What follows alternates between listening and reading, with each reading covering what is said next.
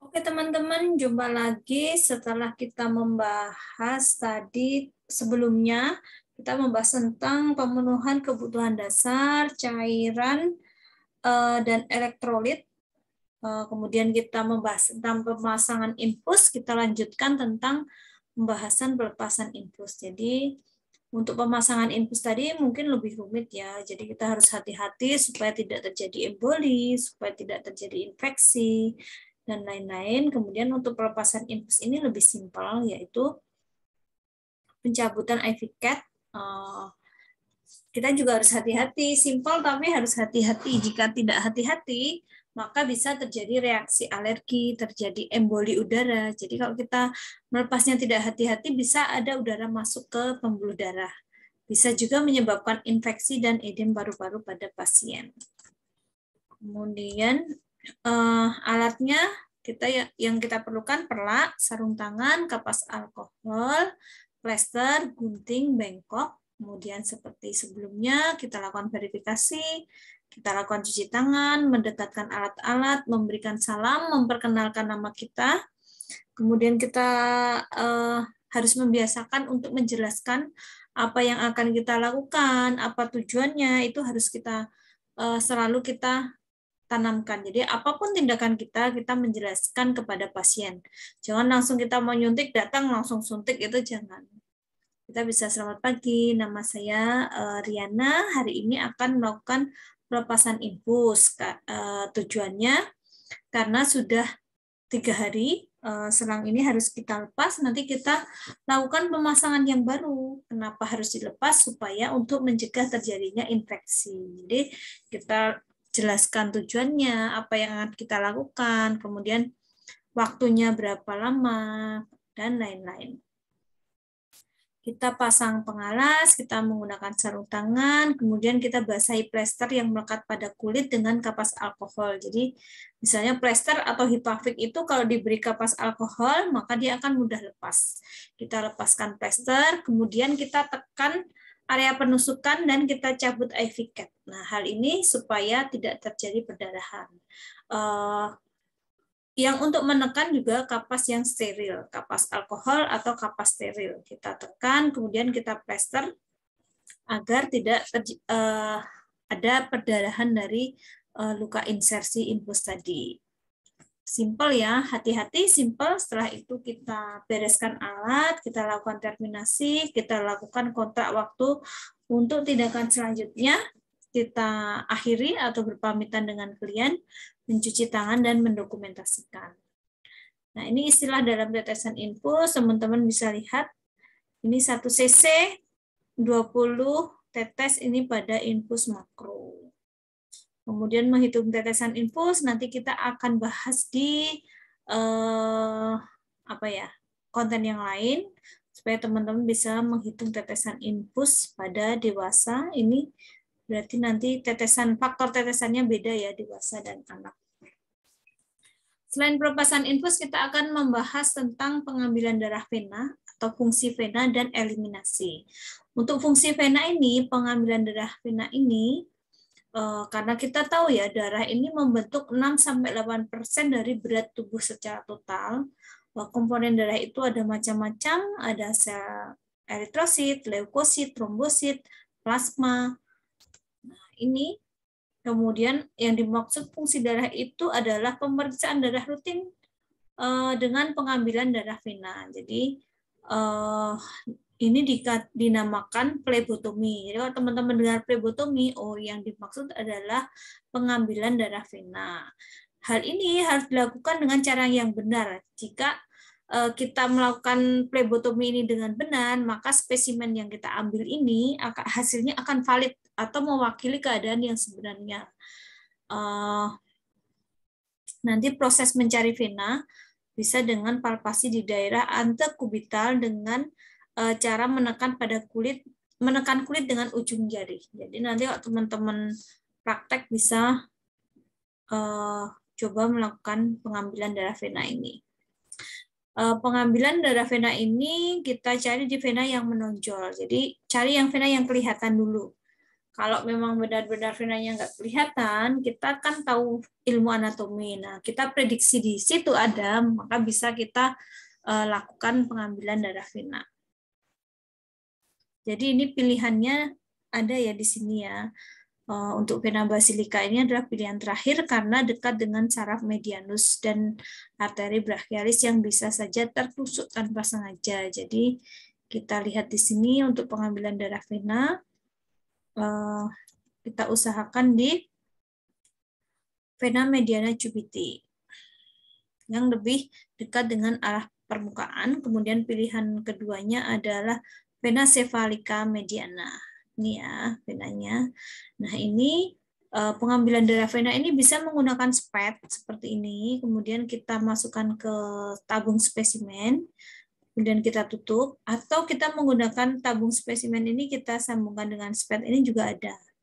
Beberapa tempat sudah seperti ini ya. Ini tabungnya ini vakum. Jadi ketika ditusuk, darahnya ini nggak perlu ditarik. Dia tertarik sendiri ke tabung. Karena tabungnya ini vakum atau hampa udara.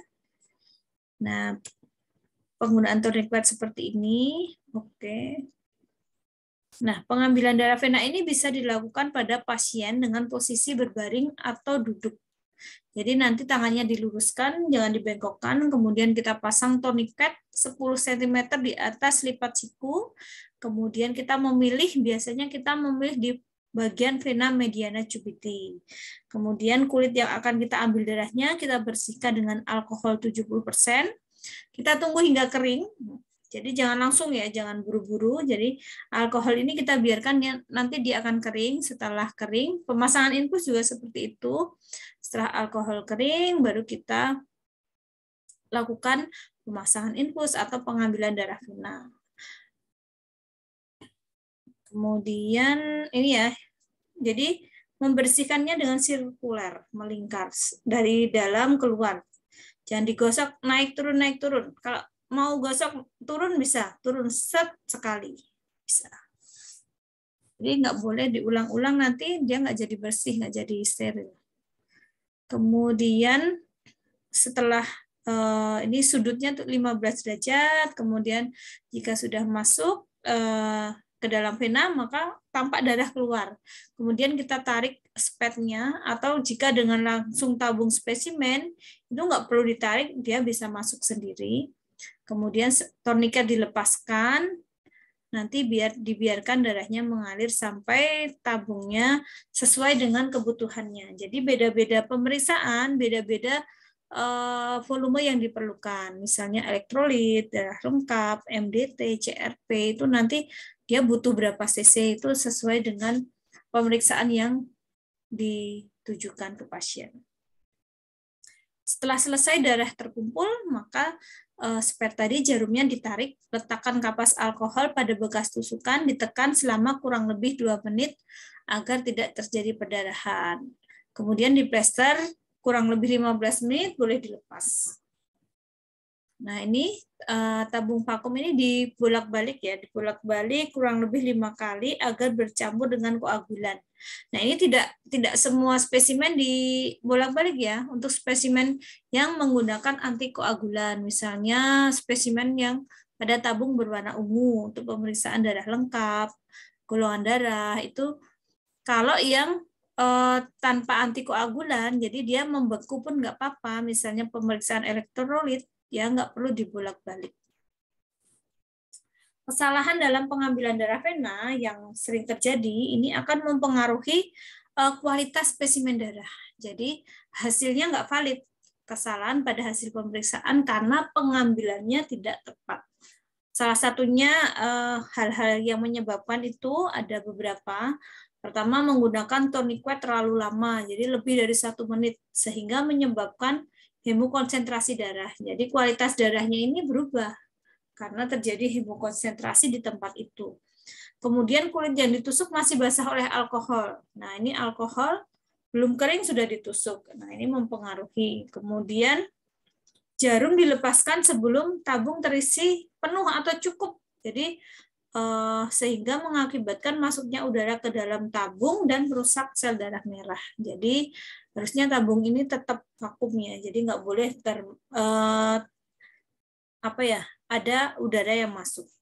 Atau mengocoknya itu kan harusnya pelan-pelan saja ya kalau yang menggunakan antikoagulan.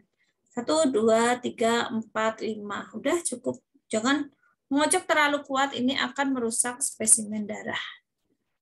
Nah, ini kemudian pembendungan ini bisa menggunakan alat tensimeter juga. Oke, lanjut aja. Nah, ini kemungkinan bevel jarum tidak berada dalam lumen darah vena. Jadi, ketika kita melakukan pengambilan darah vena, ini susah-susah gampang ya. Jadi, kalau memang darah venanya bagus, besar, kelihatan, ini mudah. Tapi beberapa venanya ini nggak kelihatan, misalnya pada pasien gemuk, atau venanya melengkung, atau venanya pada lansia itu mudah bergeser. Nah, ini akan mengalami kesulitan. Kemudian untuk eliminasi, kita akan, apa sih eliminasi itu? Eliminasi yaitu pembuangan urin ya. Jadi kita tadi udah membahas intake, pemasangan infus, dan lain-lain. Kita sekarang membahas salah satu output, yaitu eliminasi atau pembuangan urin normal atau proses pengosongan kandung kemih. Nah, anatomi dari eliminasi ini, organ-organ yang ada di proses eliminasi adalah ginjal, ureter, kandung kemih, atau bladder, dan uretra. Jadi ginjal memindahkan air dari dalam bentuk urin, kemudian masuk ke ureter, lalu mengalir ke bladder. Dalam bladder, urin ditampung sampai mencapai batas tertentu, sehingga timbul keinginan untuk buang air kecil, maka dikeluarkan melalui uretra. Ini ya. Jadi dari ginjal ini, darah di ginjal ini kan disaring. Nah, dia dikumpulkan urinnya, urin yang didapatkan dikeluarkan lewat ureter ini mengalir ke bladder atau kandung kemih. Dia disimpan di sini. Jika dia sampai 250 sampai 400 cc, maka pasien akan merasa ingin buang air kecil. Normalnya ya, jika tidak terjadi masalah. Setelah itu ada sphincter di sini ya. Sphincter ini nanti mengatur dia akan jadi air kencing ini bisa diatur oleh dalam kondisi sadar. Ini pengen kencing sekarang atau ditahan. Jadi udah terasa kencing, udah 400 cc masih ditahan, itu masih bisa juga. Tapi nanti ada batasnya ketika pasien ini sudah tidak bisa menahan karena sudah terlalu penuh. Ketika mengeluarkan, maka melewati uretra. Nah, ginjal ini bentuknya seperti kacang ya, terdiri dari 2 bagian, kanan dan kiri. Kemudian produk buangannya berupa hasil metabolisme ini terkumpul, kemudian difiltrasi di ginjal, dibuang melalui urin. Ini ya ureter yang warna kuning ini ya. Kemudian ini ureter, ini panjang ureter dewasa 25 sampai 30 cm dan diameternya 1,25 cm. Jadi agak lumayan panjang dan besar. Kemudian dari ureter mengumpul urinnya di kandung kemih atau bladder. Nah, ini kalau pada laki-laki seperti ini, pada wanita seperti ini. Jadi kandung kemih ini bisa menampung 400 sampai 600 mili. Namun keinginan berkemih ini bisa terasa pada mulai 150 ini sudah mulai terasa. Nah, kalau udah 400 ini udah terasa banget masih ditahan. Kalau udah 600 ini nggak bisa nahan, ngompol nanti. Nah, ini setelah dari kandung kemih, keluarnya di sini melalui uretra untuk dikeluarkan urinnya. Nah, di uretra ini di sekitarnya ada sphincter eksternal. Jadi di kandung kemih sebelum keluar ke ureter, dia bisa diatur oleh kesadaran klien itu tadi. Nah, panjang uretranya, uretra itu saluran dari kandung kemih keluar itu pada wanita ini lebih pendek, hanya 4 sampai 6,5 cm. Jadi ini yang mengakibatkan faktor predisposisi terjadinya ISK pada wanita ini lebih tinggi dibanding pada laki-laki, karena pada laki-laki panjangnya uretra ini sekitar 20 cm. Jadi hal ini untuk kita besok jika melakukan praktik pemasangan kateter, kita cek ya. Kalau pada wanita 4 sampai 6,5, pada laki-laki 20 cm. Kemudian pada wanita, meatus urinarius atau lubang yang terletak di antara labia minora di atas vagina di bawah klitoris. Jadi ureta, tempat keluarnya urin tadi, terletak di bawah, di antara labia minora di atas vagina di bawah klitoris. Kalau pada laki-laki tepat di ujung penis. Ini ya. Jadi meatus atau lubang uretra luar meatus ini ada di ujung penis pada laki-laki. Pada wanita ini labia minora ya, dua ini di antaranya di atasnya vagina, di bawahnya klitoris. So kalau nyari di situ ya untuk memasang kateter urin. Kemudian normalnya manusia melakukan buang air kecil itu sekitar 5 hari sekali. Jadi minimal 5 hari ya, boleh lebih. Kemudian banyak orang berkemih kira-kira tuh pada pagi hari itu bisa sampai 70%. Kemudian karakteristik urin normalnya bagaimana? Warnanya kuning terang. Jika terlalu pekat berarti dia kekurangan cairan atau dehidrasi. Jadi semakin jernih semakin bagus. Kemudian masalah-masalah eliminasi urin yang pertama bisa terjadi retensi urin, yaitu kondisi terjadi penumpukan urin dalam bladder. Jadi bladder tidak mampu mengosongkan kandung kemih. Jadi normalnya di dalam bladder ini 250 sampai 400 mili, tapi pada kondisi retensi urin di bladder ini bisa sampai di atas 400 mili. Hal ini bisa disebabkan oleh hipertrofi prostat pada pembedahan dan otot detrusor lemah.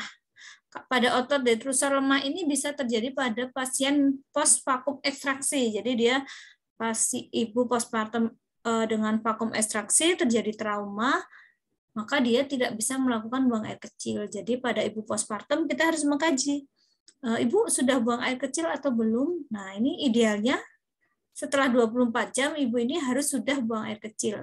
Kalau belum, kita cek bladdernya ternyata penuh. Nah, ini kemungkinan lebih dari 400 mili, maka harus dilakukan pemasangan kateter. Kalau pada laki-laki adanya hipertrofi prostat, biasanya ini pengen kencing tapi tidak bisa buang air kecil karena ada hambatan di ureternya. Kemudian masalah yang kedua adalah inkontinensia urin. Jadi ketidakmampuan otot sphincter eksternal baik sementara atau menetap untuk mengontrol pengeluaran urin. Jadi sphincternya ini tidak bisa terkontrol, bisa karena stres. Stres ini misalnya karena tekanan abdominal yang meningkat sehingga terjadi terkencing-kencing, bisa karena tertawa, bisa karena terlalu pada lansia, itu juga bisa. Yang kedua, urge inkontinensia. Jadi klien ini terdesak ingin berkemih, tapi atau tiba-tiba ingin berkemih. Jadi dia tuh kepipis-pipis. Jadi keinginannya berkemih itu tidak normal. Jadi tiba-tiba ingin berkemih atau tiba-tiba dia sudah berkemih atau ngompol. Kemudian yang ketiga ada enuresis, yaitu ketidaksanggupan menahan kemih. Jadi dia benar-benar tidak bisa menahan kemihnya. Jadi air kencingnya ini otomatis keluar. Jadi sphincternya ini tidak bisa bekerja. Kemudian untuk eliminasi ini, prakteknya kita akan melakukan pemasangan kateter atau kondom kateter. Nanti ada bedanya ya. Kalau kateter ini selangnya dimasukkan sampai ke kandung kemih. Jadi selang dimasukkan sampai ke kandung kemih. Kalau kondom kateter hanya di luar saja. Jadi tidak ada yang dimasukkan. Tujuannya apa? Untuk menghilangkan distensi kandung kemih. Jadi distensi kandung kemih tadi bisa terjadi ketika ada penumpukan urin di dalam bladder, namun pasien tidak bisa mengeluarkan urin secara sadar. Jadi dia harus dibantu dengan pemasangan kateter. Kemudian tujuan-tujuan yang lain bisa dibaca teman-teman di sini. Untuk pemasangan kateter kita bahas di pertemuan selanjutnya. Oke.